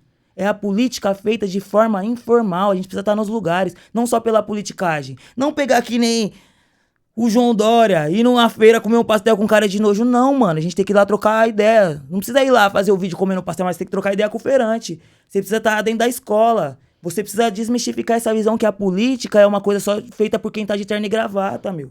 Você precisa mostrar pra tiazinha que a merenda que ela faz, que ela se vira pra fazer, é política. Mas eu acho que isso também acontece porque é muito interessante pra elite dominante que as pessoas não se interessem por política, que as pessoas enxerguem política como uma coisa que tá longe, que é feita por engravatado, que é chato. Então, pouco se fala que a política, ela ela é fundamental na vida de todo mundo e que cada sujeito é um sujeito político. Então, acho que o papel dos movimentos sociais, de voltar para a periferia, de fazer trabalho de base, é falar, a gente precisa se meter na política para mudar a nossa própria realidade, seja se organizando, seja fazendo um movimento social. Mas no caso de agora, é mais sobre informar de uma forma informal, entendeu? Porque, tipo assim, antes, é interessante pra elite não dar essa informação, só que a informação está aí. É como, por exemplo, você abrir um Reels, e às vezes você abre um Reels e tem lá informações.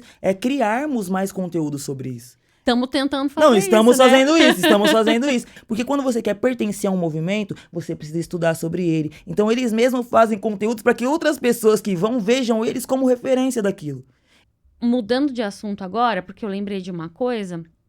Você falou que se apresentou que conheceu o Suplicy, que eu adoro, inclusive, que se apresentou na parada LGBT. Vamos falar sobre isso? Vamos. É uma coisa muito louca, né? Porque hoje eu trabalho com a cultura mais machista que talvez exista. A música mais machista que tem hoje em dia é o rap. Mas eu sou uma pessoa trans, mano. E isso também talvez seja isso que traz toda essa visão, né? Política, porque como eu fui criado por uma mulher negra para ser uma mulher negra, a visão a visão política de uma mulher negra é aquela: eu preciso fazer tudo o que eu pudesse fazer com o mínimo de renda, de verba que eu puder, para que sobre o máximo que puder, para que eu faça todas as outras coisas que são necessárias. Então, essa questão de gerência, né? Eu aprendi muito sobre economia, gerenciamento de economia, com um seriado que fala sobre a mãe de um cara negro, né? E aí, essa parada da transição dentro do rap me ajuda a ver como o viés do corpo político também. Porque, tipo, o corpo, ele carrega a história, né? Então eu, como uma pessoa retinta, tenho a responsabilidade de falar, né? Sobre os movimentos, sobre o movimento negro, sobre os Panteras Negras, sobre tudo que envolva a formação do hip hop dentro disso. Mas a raça vem antes de gênero até certo ponto, né? Porque principalmente dentro do movimento cultural, passar pela transição dentro do hip hop foi uma parada muito louca pra mim, porque eu fui fazer parada depois que eu me tornei normativo. Antes, quando eu ainda tava nesse percurso de processo de desenvolvimento, de descobrimento, de entendimento de quem eu realmente era, eu não fazia nada relacionado a pautas e papéis de questão de diversidade. E aí, após essa passabilidade, eu comecei a ter muito mais acesso dentro disso. Inclusive, essa parada da acessibilidade das mulheres na batalha foi uma questão que eu só pude refletir com mais profundidade depois de participar, sem querer, de uma competição esse ano, que era para ser uma competição de diversidade, mas era de maioria feminina. E entender o desconforto que um corpo masculino pode gerar nesse ponto, e do porquê que a gente precisa investir em ter mais vagas de diversidade, em ter mais acesso, batalhas, lugares, empregos, serviços, Éricas Hiltons.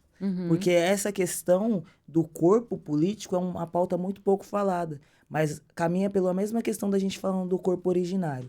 Eu, como um jovem trans da periferia de São Paulo, ainda tenho mais espaço para falar no movimento hip hop do que um jovem originário cis, de uma mulher originária cis, de qualquer coisa desse espectro. São os níveis de opressão, né? Os níveis de minorização social, porque eu costumo falar que a gente não é minoria, né? A gente é minorizado. Porque se a gente for parar para colocar todas as minorias na ponta do lápis, de minoria mesmo, minoria não tem nada. População negra, 52%. População LGBT, já beirando 20 e poucos por cento. É minoria de representação, minoria de acesso a dinheiro, né? Minoria de acesso a dinheiro e representação, só se for. Porque em questões de números, mano, somos apenas minorizados. E depois que eu comecei a trazer essa pauta para dentro da batalha de rima e do movimento hip hop, do movimento negro, eu pude enxergar uma crescente muito grande de pessoas, que é essa parada que a gente estava falando aqui agora sobre a política e sobre a autoestima nacional. De como a gente precisa de alguém falando disso de uma forma que as pessoas não falam, para poder ter coragem de falar também. Ou ter coragem de ouvir. Porque quando eu comecei a rimar, eu não conhecia ninguém trans que rimasse. Eu conhecia Laerte como cartunista. Eu conhecia o João Nery como escritor. Apenas. E a Rogéria, como modelo, como atriz, né? Porque minha mãe sempre foi muito fã da Rogéria. E aí eu comecei a enxergar que eu tava sozinho ali naquele movimento. Que eu não conseguia colar com as minas que faziam o movimento, mas também não conseguia colar com os caras. Aí eu conheci esse movimento da São Bento, que é a Batalha da Dominação, e pude entender o corpo político através de um ponto de vista diferente. Porque é um ponto importante. A Batalha da Dominação, ela ocorre no mesmo lugar da São Bento, onde se iniciou o hip hop em São Paulo. Só que aquele lugar foi abandonado e quem tomou conta foram mulheres negras lésbicas da região que criaram uma batalha de conhecimento feminino ali, toda segunda-feira, na frente do metrô São Bento. E, diga-se de passagem, é uma das melhores batalhas que tem no estado de São Paulo. Essa batalha vale a pena ir. E aí, no começo, quando eu comecei a sair de Diadema, ali daquela minha bolinha de ABC pra poder rimar em outros lugares, eu conheci aquele lugar, só que eu não me sentia pertencente. E foi a primeira vez que eu vi um corpo trans em movimento. E entendi uma parada. A Batalha da Dominação era uma das únicas batalhas de tema. É uma das únicas batalhas de tema. Hoje em dia, no Brasil, tem 3. Uma que ocorre quando dá vontade no organizador, que é a Batalha do Conhecimento, organizada pelo Marechal MC. A outra é a Sexta Free, que é próximo do Banco Safra, na Paulista, toda sexta-feira. E a Dominação. São 3 apenas, que são sempre. A Dominação, ela sempre teve esse viés de tipo, pô, vamos informar alguma coisa. E foi a primeira vez que eu vi alguém trans. De fato, ao vivo. Sem ser na televisão. E eu olhei. Você não tinha feito transição. Eu nem sabia o que era ser trans. Pra mim, transição era tipo assim... Ah, realmente, eu nasci no corpo errado e um dia eu acordei e tava no corpo certo. Porque eu não tinha relatos da transição de Laerte. O João Nery tinha escrito um livro, mas aquele livro não era acessível pra mim. Então eu sabia que... da história, mais ou menos por cima, mas não tinha entendido. E foi bem numa época que chegou um filme X, que era o Boys Don't Cry, que eu fui proibido de assistir pela minha irmã, porque era um filme muito pesado, realmente eu não tinha idade pra assistir aquele filme. Mas eu fiquei, tipo assim, eu esperei todo mundo ir dormir pra poder assistir Boys Don't Cry. A minha visão de transexualidade era só aquela, eu não entendia em si o que significava, o que representava. E foi a primeira vez que eu vi um cara chamado Demétrio Campos, um bailarino, finado Demétrio Campos, que infelizmente hoje não tá mais aqui pra contar a história linda que ele tem, mas foi onde me despertou, assim, que eu olhei e falei, nossa, então quer dizer que eu entendi agora, eu não sou isso, eu sou isso, e agora eu entendi como eu posso, né, ser o que eu sou, me tornar, me desabrochar. Só que, nisso eu já era... o campeão da maior batalha de rima que tinha no Brasil até então, que era a Red Bull Francamente. E foi muito engraçado porque na Red Bull que eu ganhei, a mulher que estava organizando a competição, ela me perguntou, como é que você quer a sua placa? Você quer escrito campeão ou você quer escrito campeã? Só que eu tinha tanta vergonha de falar essas coisas e assumir essa parada pra mim, porque pra mim era muito... Era uma coisa muito assim, muito estranha. Por que eu tô me sentindo assim? Eu pedi a placa escrito campeã pra ela. Ela olhou pra minha cara assim, falou, tá bom. E me deu a placa, a gente criou uma amizade super linda a partir disso.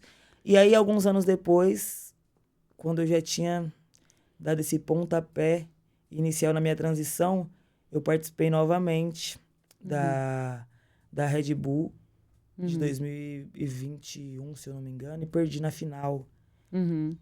E nesse ano, ela falou, ó, esse ano, como eu sabia que você ia chegar na final, eu mandei fazer os troféus sem divisão de gênero, sem descrição de gênero. Entendeu? Tipo, você ganhasse, ia ser seu de qualquer forma. E aí, a partir disso, dentro do movimento das batalhas de rima, começou a se ter esse debate. Por isso que eu falo que a política tem que ser feita de uma forma informal. Porque ninguém falava disso, mano. Os organizadores são meus amigos, mas ninguém falava disso. Sobre pronome de tratamento, sobre respeito. Antigamente as regras da batalha era fala o que quer, ouve o que não quer. O politicamente correto, ele veio muito após a minha transição pra esse ponto de, pô, nosso amigo rima muito. É uma pessoa, é um ser humano. E a gente precisa ter uma forma de tratar com respeito esse espectro de divergência.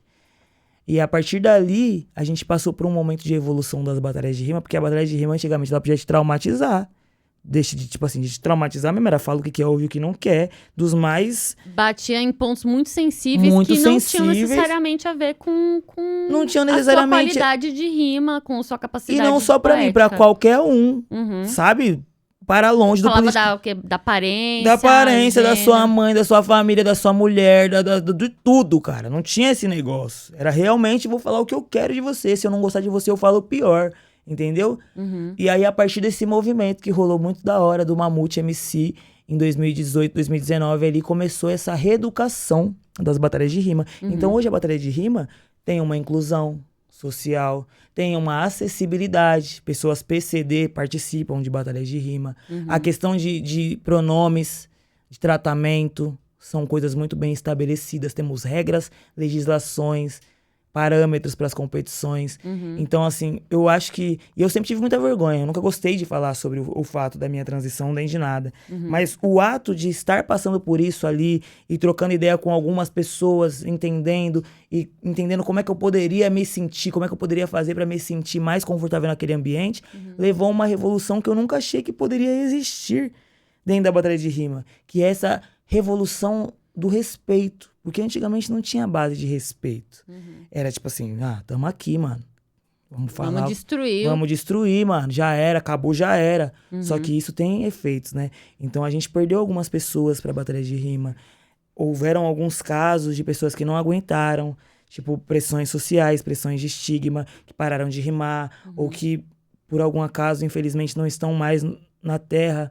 E tudo por conta de um formato antigo, que não abrangia todo mundo, que não era igual para todo mundo, que não tinha essa equidade.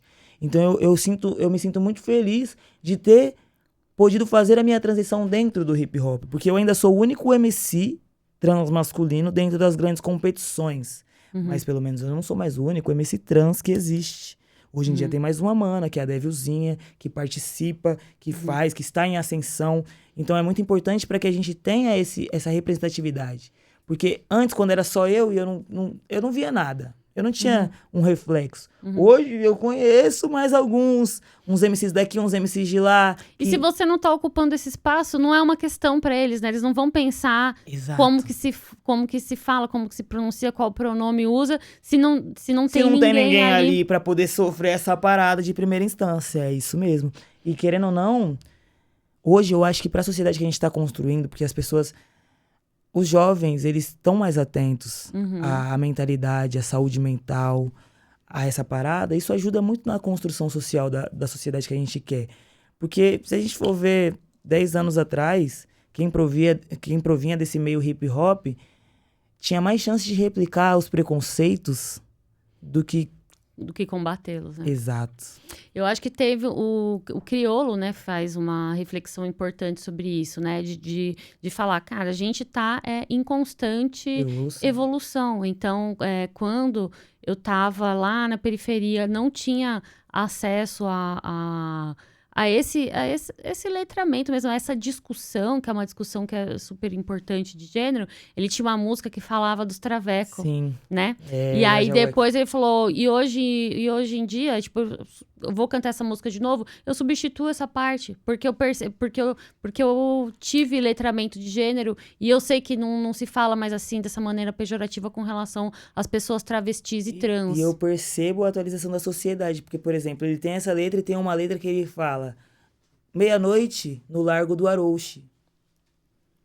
O que é o Largo do Arouche? Se não a maior concentração LGBTQIA+, que tem no estado de São Paulo.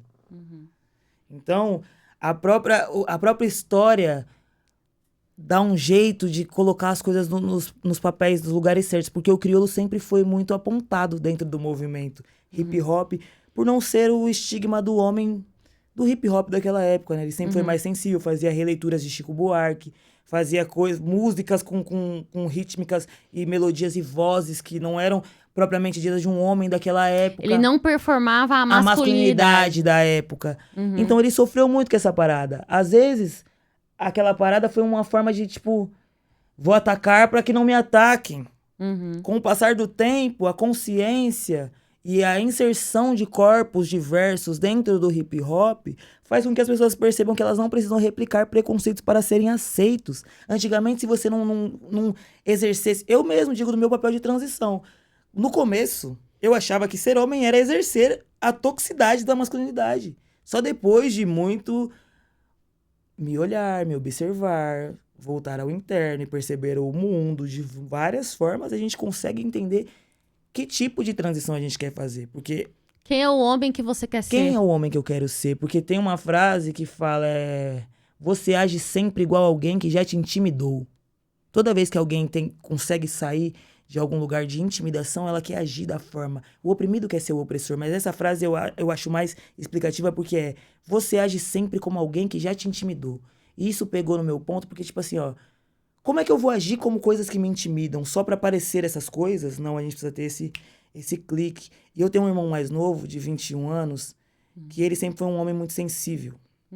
E um irmão mais velho, de 30, que ele sempre foi um homem muito bronco. E aí eu ficava meio que, tipo assim, eu não queria ser igual ao meu irmão mais velho, mas eu também não queria ser igual ao meu irmão mais novo, sabe? Tipo, eu não queria ser sensível demais a ponto de, qualquer coisa chora, mas também não queria ser bruto demais a ponto de que qualquer coisa eu exalto minha voz, eu preciso levantar a mão pra alguém. Então, essa construção de masculinidade se deu muito por conta do hip hop, e eu creio que eu reconstruí masculinidades já formadas lá dentro também, mano. Porque a partir do momento que a maioria dos meus fãs, do meu público hoje, são homens, cis. E eles me chamam de negão, de nego rei, de negrão, de várias formas. E são homens, às vezes, maiores que eu, porque eu tenho 1,60 m. São uns moleques maiores que eu, 17 anos, 1,90 m. Tem gente gigante, uns caras muito fortes, muito musculosos. E eles me têm com um exemplo de respeito. Como até, ouso dizer algumas vezes, uma figura paterna.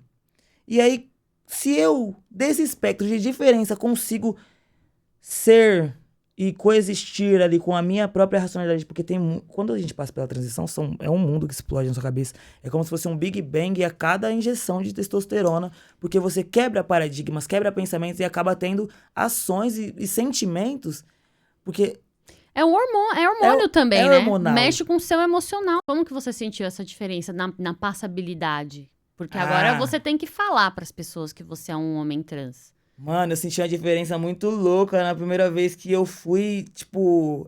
Eu não lembro se eu tava chegando... Não, perfeito. Foi depois do Red Bull Francamente. O Kamal me chamou nessa troca. Foi no dia da troca de vulgo. Eu saí da estação e eu tomei um enquadro. Boa. Eu não tinha tomado um enquadro ainda. Eu nunca tinha tomado um enquadro. Mas, tipo assim, ali eu tinha descoberto, né?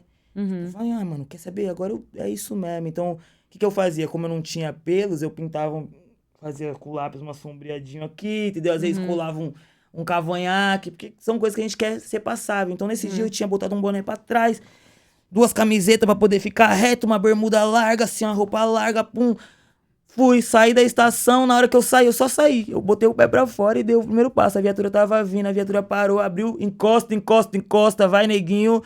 E eu, oxi, senhor, porque eu ainda não entendia. Não entendia que por ser um homem negro eu ia tomar um enquadro. Isso não passava na minha cabeça, porque até então eu estava preocupado com ser uma mulher negra. E não sofrer as violências que uma mulher negra sofre na sociedade. Só que a partir do momento que eu cortei meu cabelo, botei um boné na cabeça. Começou a sofrer as violências que um homem negro. Exato. E aí eu falei, nossa, então, peraí. E aí, isso eu ainda nem tomava hormônio. Quando eu comecei a hormonizar mesmo, que começou a crescer barba, a crescer pelo, eu fui percebendo pelo comportamento social perto de mim mesmo. Porque eu sempre fui eu sou uma pessoa muito espontânea, né? Então, tipo, eu brinco na rua, eu gosto de rir, eu gosto de falar, gosto de dançar, gosto de falar alto. Então, às vezes eu tava passando num lugar, conversando com alguma amiga, com algum amigo, e as pessoas passavam por mim já, sabe, meio que com medo. Eu entrava nas lojas, eu entrei numa loja uma vez que eu ganhei um dinheiro, fui comprar uma parada, todo mundo já ficou meio em alerta, tipo, o segurança já parou assim. Isso, como mulher negra, não acontecia comigo. Não acontecia. O máximo que acontecia era alguém perguntar, você trabalha aqui? Mas você pode pegar isso aqui pra mim? Outro tipo de racismo. É outro tipo de racismo. O racismo que o homem negro sofre na sociedade é um racismo que é assim, te faz sentir como um bicho mesmo. Um bicho violento, uma agressividade que às vezes você nem tem. E você fala, caramba, será que eu sou assim? Eu sou violento? Eu lembro da primeira vez que eu tava voltando pra casa de noite. E aí tinha uma mina na rua. E aí, tipo, eu percebi, falei, não, pera, mano. Calma, eu preciso atravessar, tirar a touca e ir pro lugar onde tem luz. Porque realmente agora eu sou lido como um homem. Eu perto, do lado, próximo de uma mulher numa rua escura, vai ser estranho. Uma ameaça. Vai ser uma ameaça, vai ser assim, vai ser assado. E eu sou espontâneo, então, tipo, eu sou meio fluido. Eu sou muito fluido, mano. Eu gosto do Tupac, porque o Tupac, pra mim, é a representatividade daquilo que você falou. Quando o capitalismo chega numa coisa, ela vende exatamente o que ela quer. O Tupac era um cara sensível que fazia balé. O Tupac dançava balé. Ele lia poemas, fazia roda de leitura pra crianças. E ele era ator, mano. Pra você ser ator, você sabe que você tem que ter um lado feminino mais aflorado. Pra ser bailarino ainda. Só que o Tupac era o quê? O maior bandido da história, o maior thug que as pessoas pintam até hoje. O Tupac como vida louca. O cara era sensível. Eu sou assim também. E aí eu comecei a perceber que as pessoas estavam me pintando no meu âmbito de trabalho, que seriam as batalhas de rima, como alguém agressivo. Então eu batalhava, tipo assim, eu tava rimando normal, como eu já rimava antes, só que... Nossa, olha como ele é agressivo. Olha a agressividade desse MC. O MC conhecido pela agressividade. E aí eu fiz uma batalha fatídica que foi a que me fez dar uma segurada em tudo, assim. Que foi uma batalha que eu fiz com a Ravena, uma mina da periferia de São Paulo, foi na Zona Leste. E a gente tinha passado por uma outra batalha de trio, que eles ainda tentavam forçar pra mim essa questão do feminino. Então a cena tentou forçar pra mim muito, você é a nossa mina que rima foda, durante muito tempo. E aí quando eu me desvinculei disso, eu falei, não, chega, mano. Eu fui numa última edição que era de diversidade, que falaram, não, pode vir que vai ser de diversidade. Mas era uma edição que só tinha mulheres MCs rimando. E aí me botaram pra rimar com essa mina. E eu batalhei com todas elas, batalhei de igual pra igual, mas com essa mina tinha uma questão em particular, porque eu e o namorado em questão dela na época, a gente tinha uma rivalidade de batalha. E aí ela tomou as dores dele e veio falar algumas coisas pra mim, e eu, daquele ponto de vista de quem tá sendo atacado no momento, falei uma pá de coisa pra ela. Só que eu não tinha a visão ainda que metade das pessoas já me viam como um moleque que tava ali fazendo o bagulho, e as outras pessoas ainda queriam que eu fosse aquela mulher lésbica raivosa. Então eu fiz essa batalha com ela, e foi uma batalha muito boa, foi uma batalha que eu ganhei, que a gente trocou farpas, foi uma troca muito agressiva, mas que eu me peguei num ponto que eu falei, mano, eu nunca mais quero me colocar nesse papel nunca na minha vida, eu nunca vou falar mais nunca isso pra alguém. Desse jeito, me colocar nesse lugar de ser eu quem ataca, agir igual alguém que já me intimidou, eu não farei isso. Não, para mim, isso não é uma realidade. Eu não faço mais isso. E aí você entendeu o tipo de masculinidade que você Que queria eu queria ter. Que é performar, né? a masculinidade que acolhe. Não é uma masculinidade que você coloca como guerra. Porque, tipo assim, mano, eu não tô nem aí. Eu sou do meu jeito. Eu sou sensível, eu falo o que for preciso, mas eu também não vou deixar que você se utilize do seu lugar do masculino e do meu lugar masculino pra reproduzir os seus preconceitos. Porque a coisa mais normal que existe é eu, como sou lido como homem, às vezes os moleques chegam pra mim pra falar umas coisas que não tem cabimento sobre mulheres, mano. E eu olho pra cara deles e falo, mano, você sabe que eu já fui uma delas, né? Você tá falando isso pra mim? Você me vê um negão aqui, ó. Eu sou um negão. Só que eu sou 2 vezes mais homem que você porque eu tenho coragem de ver onde eu tô sendo menos ou mais homem num ponto. E que isso ou aquilo não me faz mais ou menos homem. Você precisa falar de mulheres pra um outro homem, sendo que você não tem coragem de falar pra elas, meu. Fala pra elas, vê lá que uma mina te fala, você fala um bagulho desse pra elas. Por que você tá se sentindo confortável pra falar comigo? Pra replicar seu preconceito só porque eu pareço igual a você? Eu sou igual a você em tudo, mas aqui eu não sou. Então, é essa troca. E dentro disso, eu tive muitas conversas com muitos amigos meus. Porque essa visão de replicar o machismo também é uma questão corriqueira. Sim. Porque você precisa ganhar. E eu vou dizer uma coisa pra você. As MCs... tem MC que é muito melhor que MC. Homem. Só que é o espaço. Quando uma mina... Agora, o cenário musical está sendo dominado por mulheres, não? Júlia Costa, MC Luana, Duquesa, Tashi 3. Por quê? Porque as mulheres precisam ser ouvidas e elas querem ouvir elas mesmas. Porque elas são fodas, mano. Não tem ninguém que faz o rap que a Tashi 3 faz. Não tem um mano que faz aquele bagulho. Cheio de referência histórica, cheio de referência política, cheio de tudo. Não tem um mano que faz. Só que você acha que é de agora? Elas fazem isso há muito tempo. Só que ninguém queria ouvir, ninguém botava pra tocar. Tem um grupo de rap que chama As Trinca, tem a Sharing Line, tem a Negrali, tem a Dinadi. As minas já faziam uma parada muito à frente. Só que por conta da divisão de espaço, não, isso é rap de mina, ou isso é rap de mano, isso é rap de mina. Quando a Júlia Costa começou a estourar nas batalhas, eu lembro até hoje de uma conversa que eu tive com um amigo meu, que eu já parecia, né, da forma que eu pareço hoje. Aí ele, mano, nossa, eu não aguento mais, que não sei o que lá. É o quê, mano? Ele, nossa, essas minas que não sei o quê. Aí eu, Reclamando. mano, como assim? Ele, não... Minha mina, mano, o dia inteiro ouvindo a Júlia Costa dentro de casa, não sei o que, não sei o que lá, não sei o que lá, não sei o que lá. Eu falei, mano, eu ouço a Júlia Costa. Ele, não, mas... Eu falei, mano, eu ouço a Júlia Costa, velho. A Júlia Costa é zica. Você não gosta de Júlia Costa por quê? Porque ela fala de pessoas que já tiveram atitudes que muitas vezes você já teve? Toma. Quando a gente tá no erro, a gente se sente afetado, mano. Uhum. Entendeu? Então, tipo assim, isso é um trabalho, uma manutenção diária. Porque, assim, eu hoje participo do espectro social masculino. Sim. Então, quando uma pessoa me vê, ela não vê que eu sou uma pessoa trans. Então, tipo assim, se alguém tiver que virar pra mim e mandar uma da Júlia Costa na minha lata, vai mandar na minha lata. E a sociedade que não sabe o que eu sou vai entender. Porque ela tá falando pra um mano uma música de uma mina foda, que é uma coisa que os manos fazem. Mesmo eu não sendo um homem cis biologicamente nascido, eu participo do espectro social de homens, certo? Por mais que eu seja trans e não participe das mesmas características que eles reproduzem, dos mesmos preconceitos que eles reproduzem, eu vou sofrer a represália do que é destinado a eles. Sim. Só que, tipo assim, e daí? É isso, assim, o seu papel acaba sendo político e educativo de duas maneiras, né? Porque uma das coisas que a gente sempre reclama dos homens é aquele homem que fala, não, eu não sou machista, eu sou desconstruído, tudo bem. Mas você repreende o seu amigo quando ele tá sendo machista? Exatamente. Você fala que aquela piada é sem graça? Exatamente. Você chama a atenção dele quando ele tá diminuindo ou uma quando ele mulher? tá sendo completamente sexista, ou quando ele tá vendo a mulher só como um objeto, você entendeu? E aí esse ponto. E do outro ponto, de tipo, pô, sou um homem, mas não tenho nada a ver com o que eles fazem aí, ó. Deixa eles aí, eles não me representam, sabe? Então, tipo, é essa... Se isentar também da responsabilidade, né? É, e tem que ter essa maturidade, porque senão você fica, porque tá falando dos homens, eu sou homem também. Ah, mano, eu não sou esse homem, mano. É isso, é saber, porque tem muitas pessoas que elas passam, porque tem muito homem trans que replica machismo, mano. Porque é normal, porque é isso. Você fala, não, agora eu sou um homem visto socialmente um homem, então tudo que falarem dos homens é pra mim, eu vou tomar essa dor. Não, mano, deixa eles com o BO deles ali e faça o que você pode fazer para que os próximos homens não sejam afetados e não sejam aqueles homens que realmente as mulheres falam com razão. Então, quando a gente coloca esses papéis divididos, a gente nicha a sociedade. E aí a gente causa um bug na cabeça de todo mundo. Tanto da mulher, que às vezes não performa uma feminilidade exacerbada. Minha namorada é bruta. Ela é bruta, ela não chora. Ela tem cólica, tem a TPM dela, fica sensível, mas ela não chora.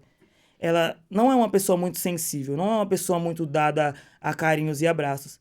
Eu choro assistindo Como Treinar o Seu Dragão. Eu chorei assistindo Kung Fu Panda. Eu choro no filme de terror, eu grito no cinema. E tipo assim, quando a gente sai na rua, é isso, eu sou um negão e ela é uma negrona. Só que, e aí? É isso, essa coisa de ter que performar a masculinidade ou a feminilidade é muito cansativo e é adoecedor na nossa sociedade, né?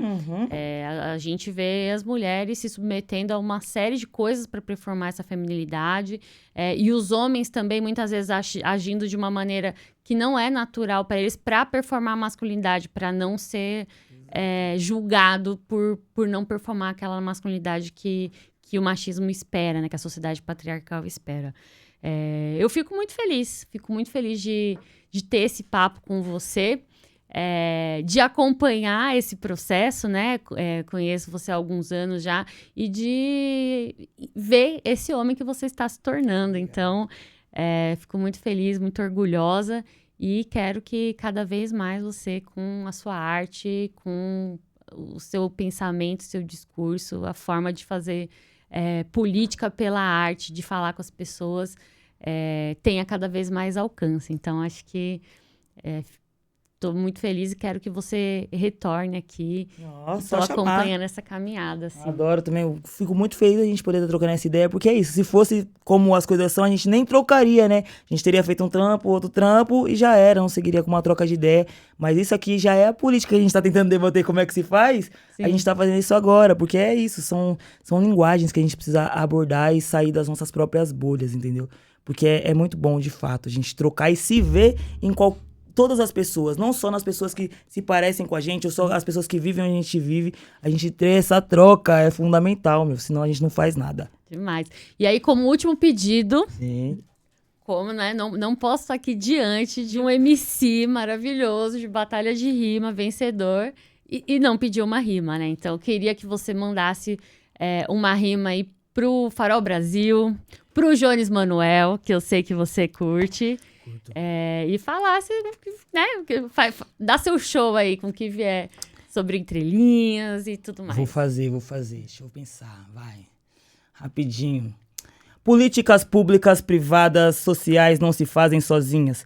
Temos que ler os textos e enxergar bem as linhas, porque estão entre elas as coisas que fazem a sociedade caminhar de uma forma que não é linha. Longe e tênue, mas sempre tensa de ser. A gente segue vivendo e só tentando aprender. Tipo o Canal Brasil, que ensina eu e você. Desde que eu era assim, ia lá, eu pude ver. Mas é tudo isso que a gente falou aqui. Tipo o Jones Manuel, é como eu me sinto no free. Um MC contra a sociedade toda. Eles não são conservadores e querem que só se exploda. Esse tal Brasil que a gente sonha, ele vai chegar. A hegemonia logo, logo vai acabar. Porque o que a gente precisa pra poder chegar lá, a gente já tá mostrando como se faz e é por cá. Aê! Tamo junto. Tô meio travado, porque sem beat é difícil. É difícil, mas tamo né? junto, viu, gente? Essa troca é fundamental. Sigam e acessem o podcast, porque é só assim que a gente consegue realmente ter as trocas válidas e necessárias que a gente precisa ter. Porque podcast é uma política também. Com certeza.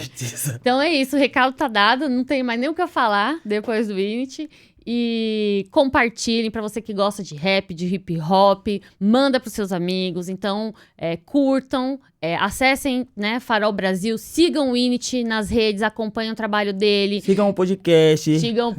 Então, no YouTube, né, dá para encontrar o Init nas batalhas de rima, os álbuns também, né, estão aí em todas as plataformas.